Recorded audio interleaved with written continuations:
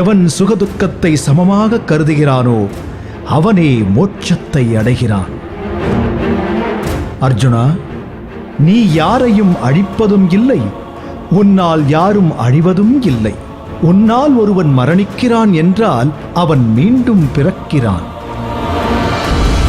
ஆன்மாவை எந்த வாளும் வெட்டாது, எந்த அக்னியும் எரிக்காது, அது நீரில் நனையாது, அதை காற்று உலர வைக்காது. அதோ கண்ணெதிரே வில்லேந்தி நிற்கிறாரே என் தாத்தா பிதாமகர் பீஷ்மாச்சாரியார், அது வெறும் ஆன்மாதானா? அவர் உடல் வெறும் பொய்யா? அவர் தம் கரங்கள் கொண்டு என்னை ஆசீர்வதித்ததும் பொய்யா? அதோ எனக்கு வில்வித்தைகள் போதித்த குருமார்கள் இருக்கிறார்களே, அவர்களும் பொய்யா? நான் யாரை பற்றி, யாருடைய உடலை பற்றி பேசுகிறேனோ அவர்கள் என் உறவுகள் தானே.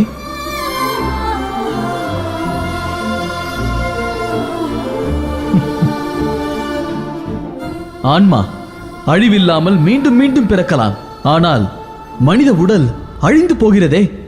அர்ஜுனா, மனிதன் பிறப்பது உண்மை. ஆனால் அவன் என்று பிறக்கிறானோ அன்றே அவனது மரணமும் உறுதியாகி விடுகிறது. உறுதி செய்யப்பட்ட மரணம் குறித்து நீ ஏன் வருந்துகிறாய்? பிறப்பு, இறப்பு, மறுபிறப்பு என்ற நீண்ட பாதையில் வருத்தத்திற்கு இடமேது? இப்போது யார் உன் எதிரில் இருக்கிறார்களோ அவர்கள் இதற்கு முன்பும் இருந்தார்கள். ஆனால் அப்போது நீ அவர்களை அறிந்திருக்க மாட்டாய். அவர்கள் இப்பிறப்பிற்கு பின்பும் இருப்பார்கள். அப்போதும் நீ அவர்களை அறியப் போவதில்லை. ஆகவே முன்பும் பின்பும் இவர்கள் உன் உறவுகள் இல்லை. இந்த உறவு இப்போது இடையில் ஏற்பட்டது. உன் தாத்தாவையும் குருதேவர்களையும் இந்த ஜென்மத்தில் மட்டுமே அறிய முடியும். இதற்குப் பிறகு நீ அவர்களை பற்றி கவலைப்படுவது அர்த்தமற்றது பார்த்தா.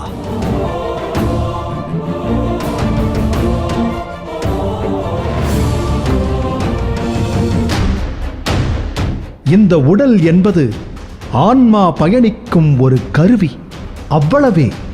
ஆகவே நிலையற்ற இந்த உடலை பற்றி கவலைப்படுவதை நிறுத்திவிட்டு உன் தர்மத்தை நிலைநாட்டு. நீ சத்திரிய தர்மத்தை பற்றி கவலைப்படுவதாக இருந்தால் அப்போதும் நீ யுத்தம் செய்ய வேண்டும்.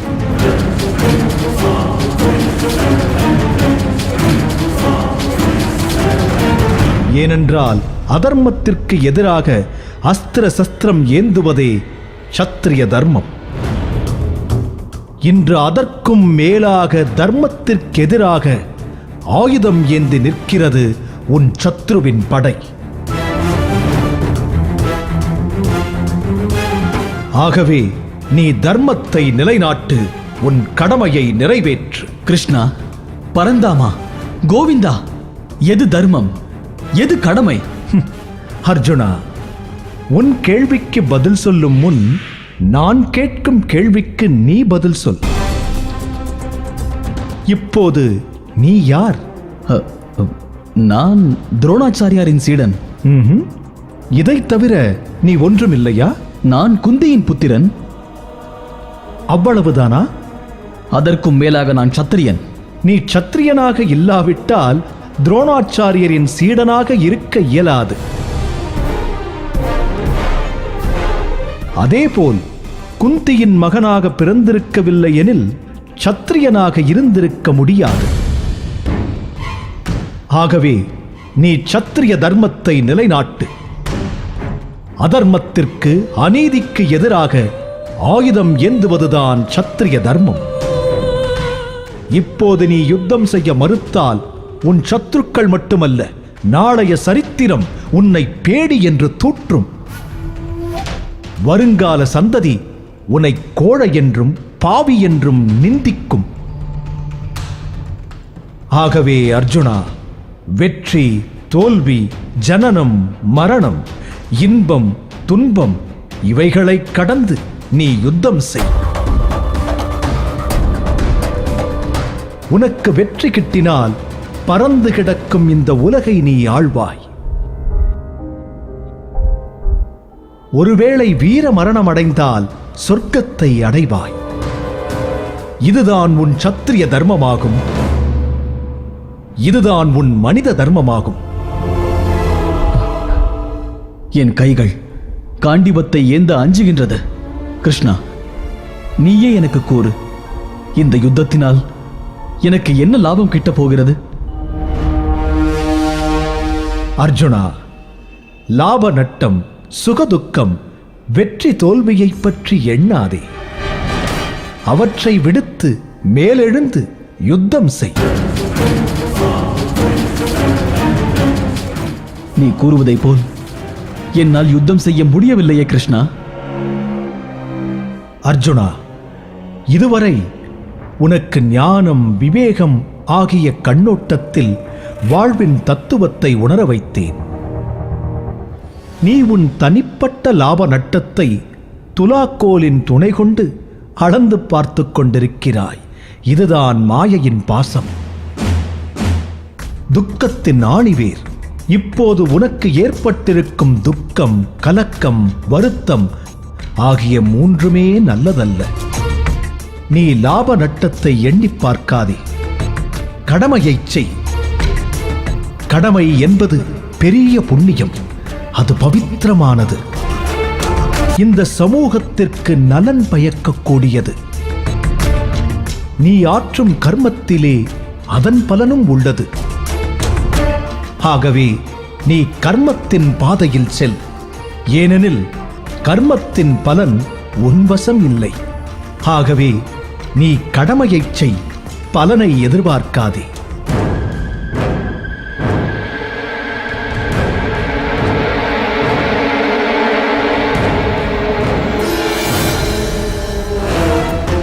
கிருஷ்ணா, பலனை பற்றிய சிந்தனைதானே கடமையை செய்ய தூண்டும்? கர்மம் இல்லாமல் வாழ்க்கை இல்லை. ஆனால் கர்மத்தின் பலன் உன் கையில் இல்லை. எவனுக்கு வெற்றியால் மகிழ்ச்சி இல்லையோ, தோல்வியால் துக்கமில்லையோ, அவனே சிறந்த யோகி. அவனே ஞானி. ஆகவே நீ ஒரு யோகியாக நின்று உன் கடமையாற்று.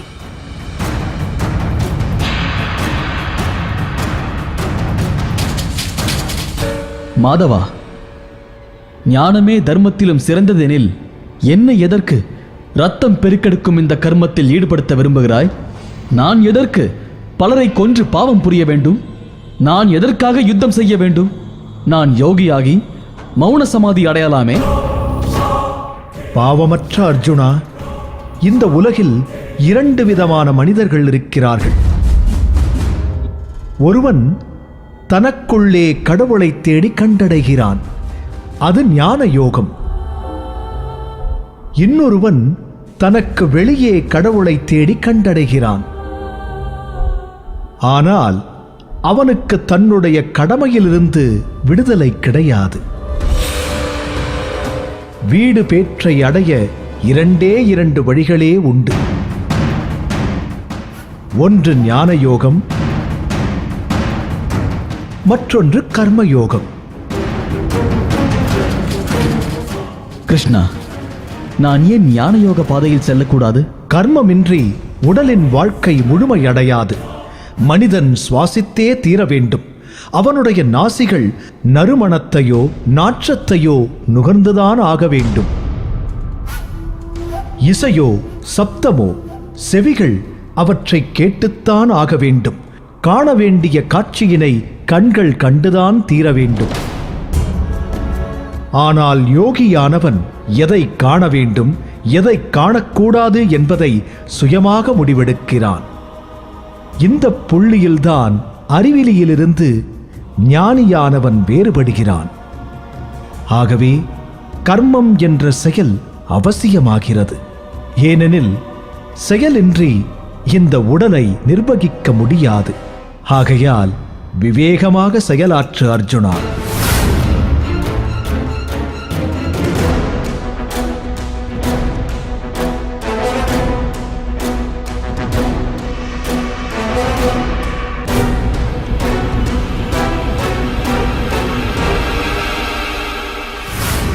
ஆகையால் அர்ஜுனா, கர்மத்தை ஒரு வேள்வியைப் போல் நீ செய்வாயாக.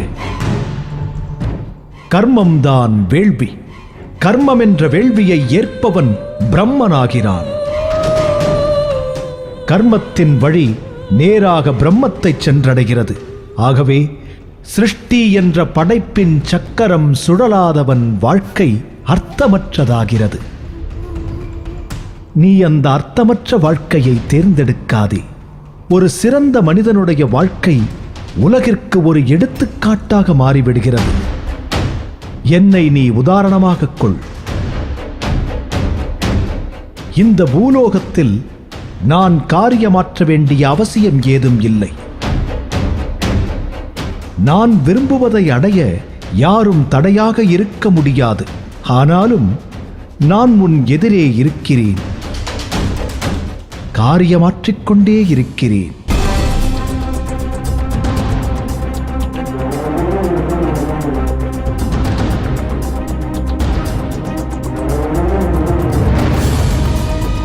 அர்ஜுனா, கர்மத்தை அஞ்ஞானிகளும் ஆற்றுகிறார்கள். ஆனால் அது அவர்களின் சுயநலனுக்கான கர்மம். ஆனால் ஞானிகள் எவரும் சுயநலனுக்காக காரியமாற்றுவதில்லை. ஞானிகள் ஆற்றும் கர்மம் இந்த உலகில் நீதியை நிலைநாட்டும். ஆகையால் பார்த்தா, உன் மனதில் உள்ள பாரத்தை என் மீது சுமத்து. துணிந்து தர்ம யுத்தம் என்ற கர்மம் மாற்று. இங்கே உன் எதிரே யுத்தம் தொடுத்து நிற்கும் பிதாமகர், குலகுருக்கள் மற்றும் உன் உறவினர்களையும் வதம் செய்.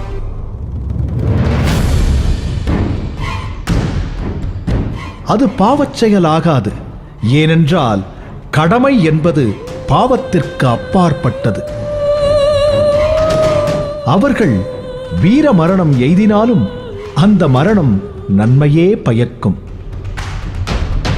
நீ வீரமரணம் எய்திவிட்டால் கூட அதுவும் நன்மைக்கேதான்.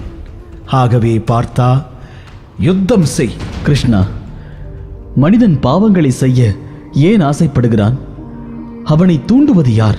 மனிதனை பாவம் செய்ய தூண்டுவது அவனது காமம், சுயநலம், கோபம், மோகம். இந்த சத்துருக்களை புரிந்து கொள் பார்த்தா.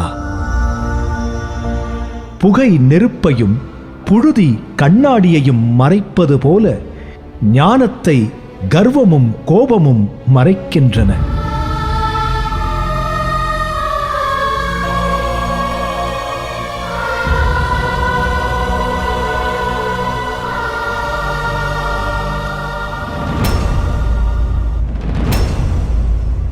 காமம் என்னும் அக்னி ஞானத்தை அழித்து விடுகிறது. எனவே காமம் ஞானத்தின் எதிரி. பார்த்தா, ஜட உறுப்புக்களை விட புலன்கள் சிறந்தது. ஐம்புலன்களை விட மனம் சிறந்தது. மனதை விட புத்தி சிறந்தது. புத்தியை விட சிறந்தது ஆன்மா. ஆன்மாவை பற்றி நீ சிந்தித்துப் பார். பார்த்தா, நீ என்னுடைய பக்தனும் ஆவாய், நண்பனும் ஆவாய். எனவே நான் இனி உனக்குச் சொல்ல இருக்கும் யோகம் வெகுகாலமாய் மறைந்திருந்தது. இந்த உலகை சிருஷ்டிப்பதற்கு முன்பாக யாம் சூரியனுக்கு அளித்தோம். சூரியன் மனுவுக்கு அளித்தார். மனு இக்ஷ்வாகுவுக்கு அளித்தார். தாங்கள் இதை சூரியனுக்கு அளித்தீர்களா? தாங்கள் நிகழ்காலத்தில் பிறந்தவர். ஆனால் கதிரவனோ காலத்தை கடந்தவர். சிருஷ்டியின் ஆரம்பத்தை தாங்கள் சூரிய தேவனுக்கு அளித்தீர்கள் என்றால் நான் எவ்வாறு ஒப்புக்கொள்வது? ஆம் பார்த்தா, நீயும் நானும் பிறந்து விட்டோம். பிறப்புகள் அனைத்தும் எனக்கு நினைவுள்ளது. ஆனால் உனக்கு நினைவில்லை. அர்ஜுனா, யாம் பிறப்பில்லாதவன், அழிவில்லாதவன். எல்லா ஜீவராசிகளுக்கும் நானே கடவுள். யாம் என்னை இயற்கைக்கு அடிமையாக்கி எமது யோக மகிமையை பயன்படுத்திக் கொண்டிருக்கிறோம்.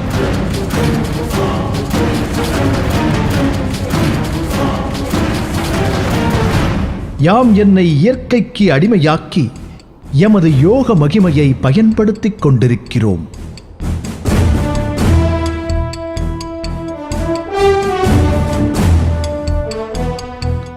எப்பொழுதெல்லாம் தர்மம் அழிந்து போகின்றதோ அப்பொழுதெல்லாம் நான் அவதரிக்கின்றேன். எப்போது அதர்மம் ஓங்குகிறதோ அப்போது நான் வருகிறேன். நல்லவர்களை காப்பாற்ற வருகிறேன். துஷ்டர்களை அழிப்பதற்கு வருகிறேன். தர்மத்தை நிலைநாட்ட நான் யுகயுகமாய் பிறக்கின்றேன். கேசவா, தர்மத்திற்கு ஏன் தீங்கு நேருகிறது?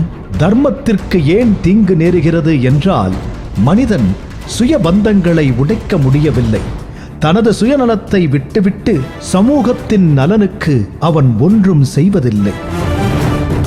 பார்த்தா, இது மட்டும் நடந்திராவிட்டால் அரக்கு மாளிகை சதித்திட்டம் நடந்திருக்காது.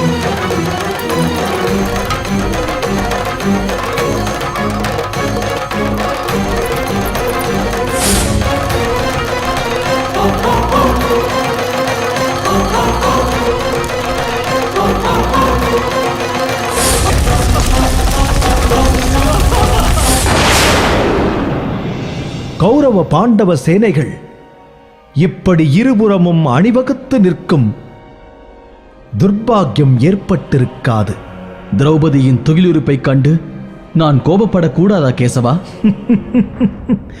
இந்திரபிரஸ்தத்தின் பட்டத்து அரசி, மகாராஜா துருபதனின் மகள், பாண்டவர்களின் மனைவி திரௌபதியின் துகிலுரிப்பை கண்டு கைகட்டி கண்மூடி வாய்பொத்தி நின்றது இந்த உலகம். அத்தகைய சுயநலம் மிகுந்த இந்த உலகம் ஒரு சாதாரண பெண்ணின் மானத்தை பாதுகாக்குமா என்ன? திரௌபதியின் துகிலுரிப்பு உனக்கான பிரச்சனை இல்லை, இந்த சமூகத்திற்கான பிரச்சனை. திரௌபதியின் துகிலுரிப்பை வேடிக்கை பார்த்த இந்த சக்திகள் சமூகத்தின் எதிரிகள்.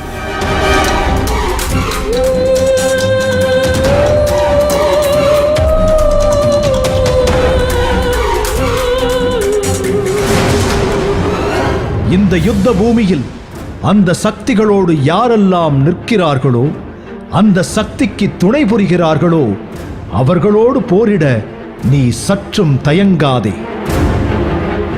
உனது தனிப்பட்ட குரோதம், தனிப்பட்ட வஞ்சம் ஆகியவற்றிலிருந்து விடுபட்டு உலக நலனுக்காக யுத்தம் செய். இதுதான் உன் தலையாய கடமை. என்னை பார் அர்ஜுனா, இந்த சமூகத்தையும் அதன் வர்ணங்களையும் குணங்களையும் கர்மங்களையும் யாம் தான் உருவாக்கி உள்ளோம். இருந்தாலும் இந்த சமூகம் உருவாக்கித் தந்த பலனை நான் நாடவில்லை. ஆகையால் நான் கர்த்தாவாக இருந்தும் கூட அந்த பலனை நானும் சேர்ந்தே அனுபவிக்கின்றேன். யார் இந்த ரகசியத்தை புரிந்து கொள்கிறார்களோ அவர்கள் என்றும் தன் கடமையிலிருந்து தவறுவதில்லை. அர்ஜுனா, உனது கர்மத்தின் மீது உன் சுயநலத்தின் நிழலை படரவிடாதே. ஒரு ஞானியாக செயலாற்று. ஞானமே செயல்களின் உட்குவிப்பு, அதன் ஆரம்ப புள்ளி. அது உன்னை மோக பந்தத்திலிருந்து விடுவிக்கின்றன.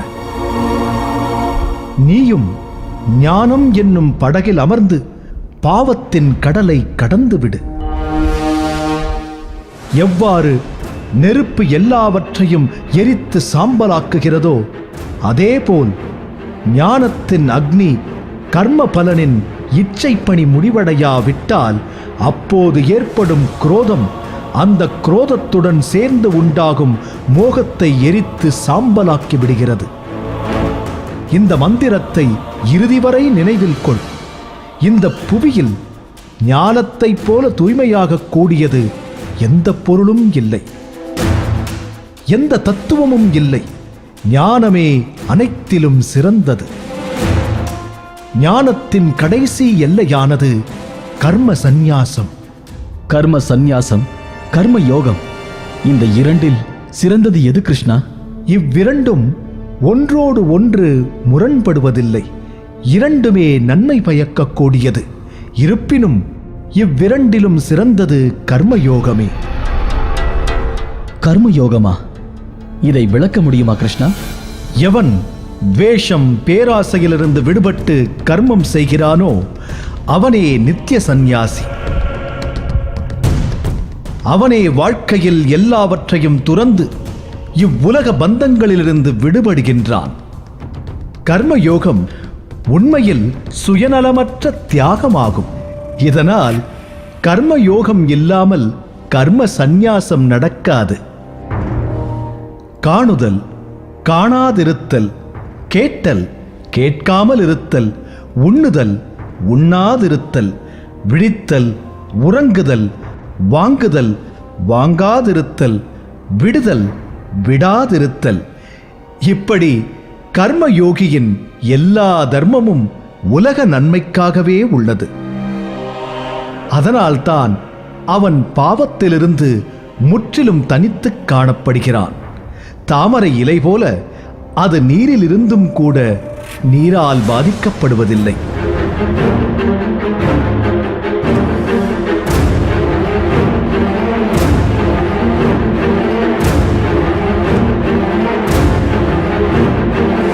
தனஞ்சயா, கர்மயோகி கர்ம பலனை தியாகம் செய்து பரம சக்தியை பெற்று விடுகிறான். அவன் 9 துவாரங்கள் உள்ள உடல் என்ற வீட்டில் சுகமாய் உள்ளான். ஆகையால் ஞானம் என்னும் ஒளியை நீ பெற்றுக்கொள். நீ அவ்வாறு செய்துவிட்டால் எந்த பிரமையில் மாட்டிக்கொண்டிருக்கிறாயோ அதிலிருந்து தப்பித்து விடலாம். அதன்பின் நீ மன அமைதி பெறுவாய். அமைதிக்கு நேரான பாதை கர்மயோகம்தான்.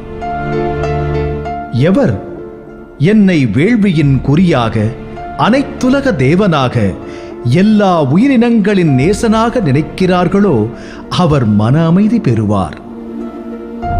அர்ஜுனா, என்னை நீ உன் நேசனாக நினைத்திருந்தால் உடனே என் சொல்படி யுத்தம் செய்.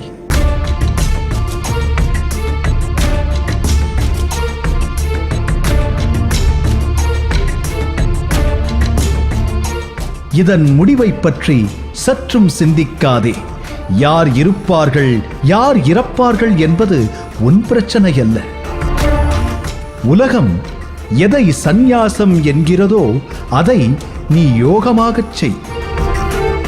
சந்தேகம், வேஷம், பேராசை இவற்றிலிருந்து விடுபட்டு யுத்தம் செய்.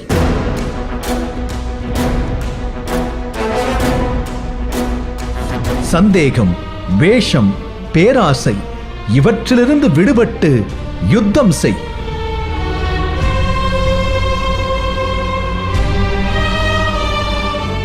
இதை அனைத்தையும் துறக்காமல் எவனும் யோகியாக இயலாது. மனிதனின் கடமை யாதெனில் தன் வீழ்ச்சியை தடுக்க வேண்டும், தாமே முன்னேற முயற்சிக்க வேண்டும்.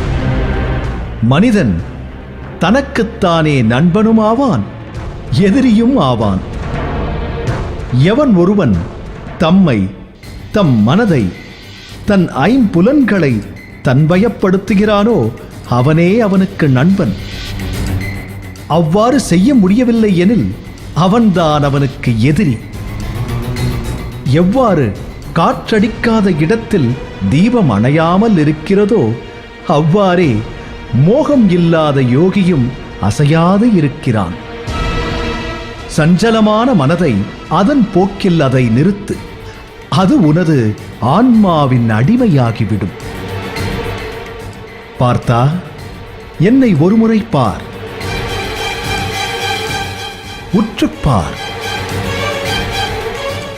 எவனுக்கு எத்திசையிலும் எல்லாவற்றிலும் நான் தென்படுகிறேனோ அவன் பாதை தவறுவதில்லை. எவன் என்னை மறப்பதில்லையோ நானும் அவனை மறப்பதில்லை. அவன் இல்லற வாழ்க்கை வாழ்ந்து கொண்டிருந்தால் கூட அதிலிருந்து விடுபட்டு அவன் என்னுள் வாழ்கிறான். எந்த யோகி மற்றவர் துக்கங்களை தன்னுடையதாக பார்க்கிறானோ அவனே உலகில் சிறந்தவன்.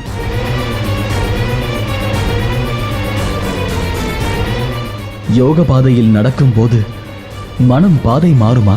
இதில் சந்தேகம் என்ன? நிச்சயம் மாறும்.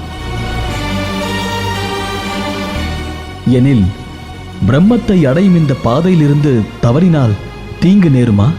இந்த லோகமோ பரலோகமோ பொது நலம் நாடும் நல்லோருக்கு என்றும் தீங்கு நடப்பதில்லை. குந்திபுத்திரனே, என்னிடம் மனதை செலுத்து.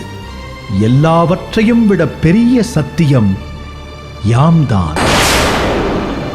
அண்ட சராச்சரம் எனும் மணிகளை ஒன்றாக கோர்த்திருக்கும் நூல் யாமேதான். நீரின் பிரவாகம் யாம், சூரிய சந்திரனில் உள்ள பிரகாசம் யாம், வேதங்களின் ஓம்காரம் யாம், ஆகமத்தின் சப்தமும் யாம்தான். யாம்தான் மண்ணுலக பவித்திரத்தின் நறுமணம், யாமே அக்னியின் ஜுவாலை, உயிரினங்களின் உயிரும் நான் தான்.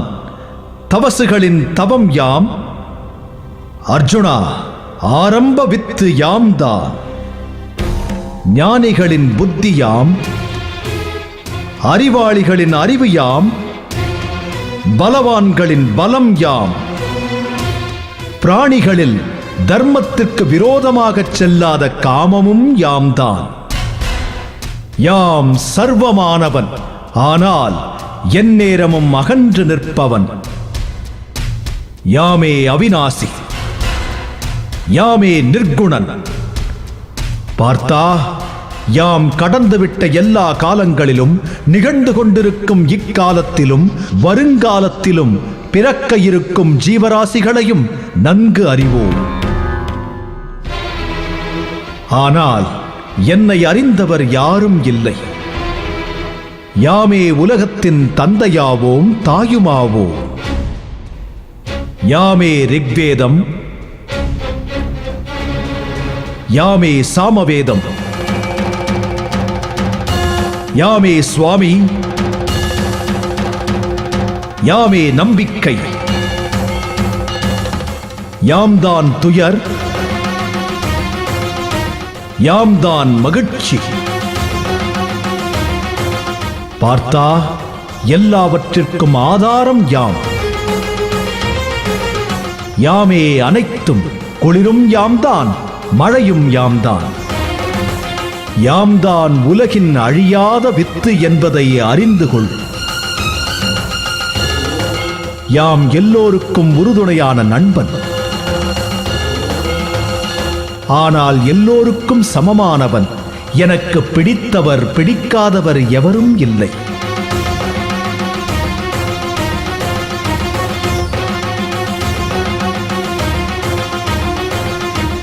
ஆனால் எவன் சிரத்தையோடு என்னை வழிபடுகிறானோ அவன் என்னுள் இருக்கிறான்,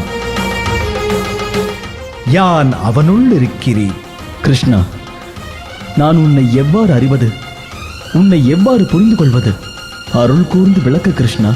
குரு சிரேஷ்டனே, எமது பரப்பிற்கு எல்லைகளே கிடையாது.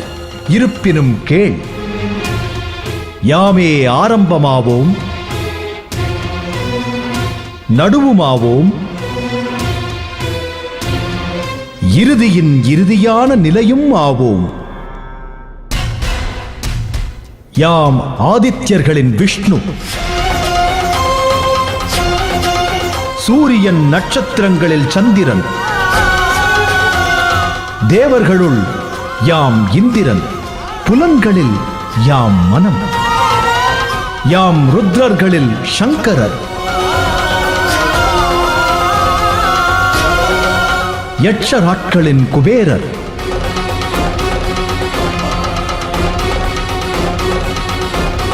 வசுக்களில் அக்னி,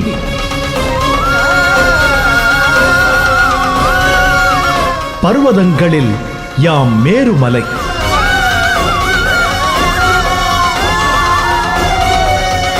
அந்தணர்களில் யாம் பிரகஸ்பதி, சிலாபதிகளில் கார்த்திகேயன்,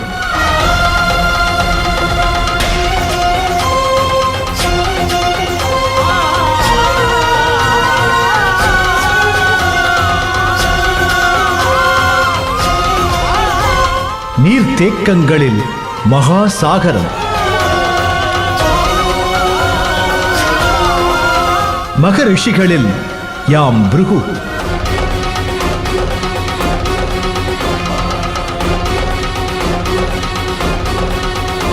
குரல்களில் ஓங்காரம்,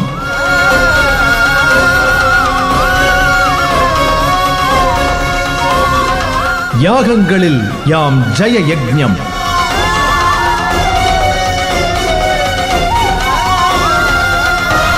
அசையாதவற்றில் இமயம், யாம் மரங்களில் ஆலமரம், தேவர்களில் யாம் நாரதன்,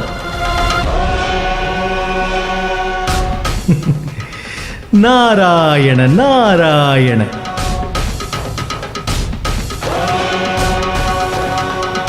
கந்தர்வர்களில் சித்ரதன், சித்தர்களில் கபில முனிவர், யாம் அஸ்வங்களில் அமுதத்திலிருந்து உருவான உச்சஸ்ரவம், யானைகளில் யாம் ஐராவதம்,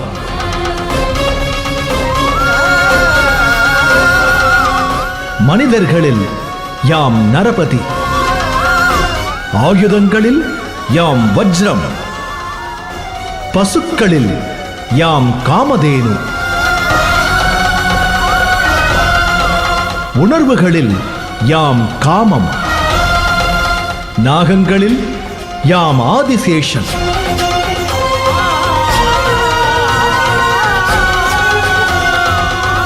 காட்டு மிருகங்களில் சிங்கம்,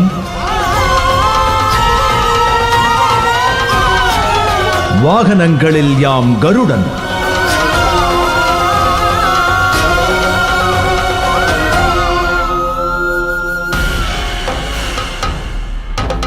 வில் வீரனே யாம் சஸ்திரதாரிகளுள் ராமன்,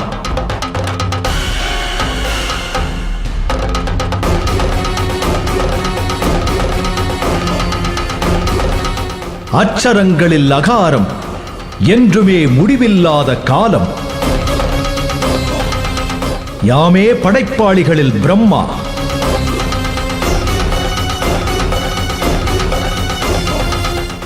யாமே மரணம்,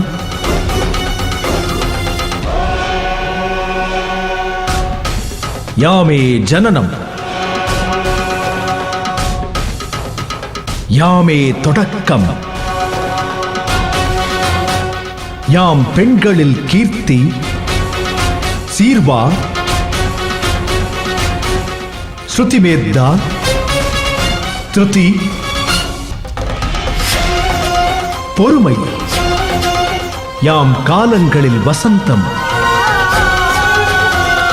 தேகங்களில் யாம் தேஜஸ், யாம் குணம், யாம் வெற்றி, யாம் முயற்சி, யாம் யாதவர்களுள் கிருஷ்ணன், பாண்டவர்களுள் அர்ஜுனன் யாம்,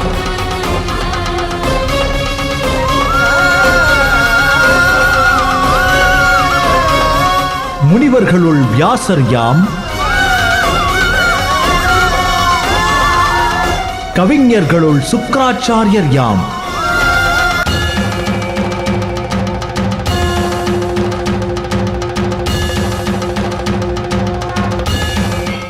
யாமே உற்பத்திகளில் வித்து, அசைவதும் அசையாதவையும் யாமில்லாமல் கிடையவே கிடையாது,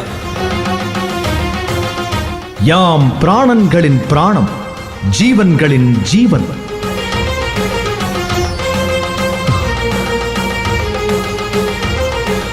கமலநயனா, கிருஷ்ணா, கோவிந்தா, பரந்தாமா, மதுசூதனா, என் கண்கள் திறந்து விட்டன.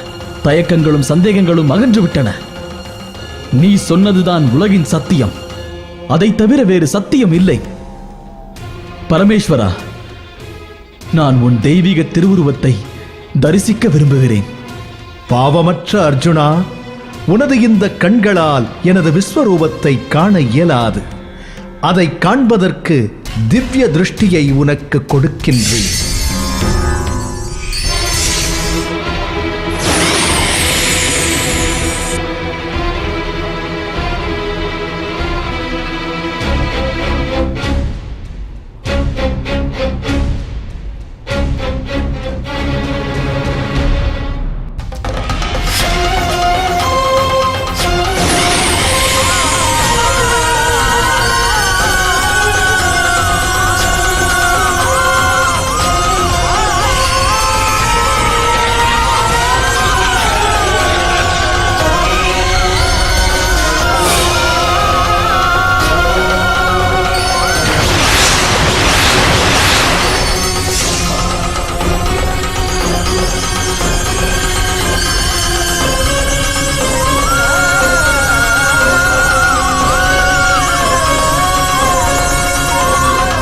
நாதா, காண கிடைக்காத தங்களின் அற்புத விஸ்வரூபத்தைக் கண்டு பிறவி பலன் அடைந்தேன்.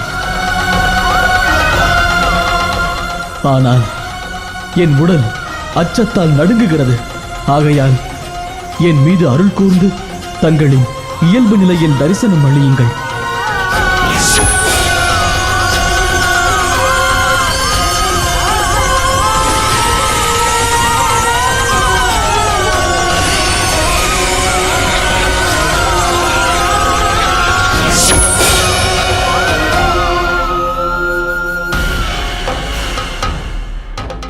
கிருஷ்ணா, நீ என்னை ஒரு நண்பன் தன் நண்பனை மன்னிப்பதைப் போல், தந்தை தன் மகனை மன்னிப்பதைப் போல், பகவான் ஒரு பக்தனை மன்னித்தருள்வதைப் போல தயை கூர்ந்து என்னையும் மன்னித்தருள வேண்டும். குந்தி மைந்தனே, நண்பனுக்கும் நண்பனுக்கும் இடையே, தந்தைக்கும் மகனுக்கும் இடையே, பகவானுக்கும் பக்தனுக்கும் இடையே மன்னிப்பு என்ற வார்த்தையே கிடையாது. இவ்வுறவுகளின் ஆதாரம் யாதெனில் அன்பு ஒன்றே. என்னை எவன் முழு சிரத்தையுடன் உபாசிக்கின்றானோ அவனே சிறந்த யோகி. ஆகையால் அர்ஜுனா, உன் பக்தி சிறந்தது. சிந்திப்பதானால் என்னை மட்டுமே சிந்தி, வணங்குவதாயின் என்னை மட்டுமே வணங்கு. அர்ஜுனா, எம்மிடம் மனதை செலுத்து. நீ இதை செய்துவிட்டால் யாம் உனக்கு வாக்களிக்கின்றோம், எம்மை நீ முழுமையாக அடைந்து விடுவாய். அர்ஜுனா, யாம் உம்மை அனைத்து பாவங்களிலிருந்தும் விடுவிப்போம். ஆகையால் சோகமடையாதே தனஞ்சயா, சோகமடையாதே. எம்மை நம்பு. என் பக்தனே, யாமே கர்மம், யாமே யோகம், யாமே பக்தி, யாமே அனைத்தின் ஆரம்பம் முடிவும் இலக்கும் ஆவோம். ஆகையால் யோகியைப் போல் கர்ம யோகம் செய். கவலையை விடு பார்த்தா, கவலையை விடு. எம் மீது விசுவாசமாக இரு. மாமனிதனே, காண்டீபத்தை எடு, யுத்தம் செய்.